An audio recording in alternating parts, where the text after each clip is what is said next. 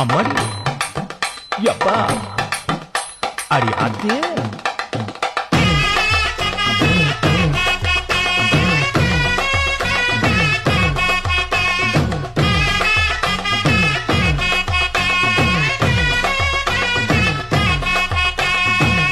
ஓராஞ்சாரம் பார்த்து ஒதுங்கணும் பதமா பின்ன ஓட தண்ணிக்குள்ள முங்கி குளிக்கணும் சுகமா மெல்ல லாவகமா ஓ முதுக தேய்க்கணும் எதமா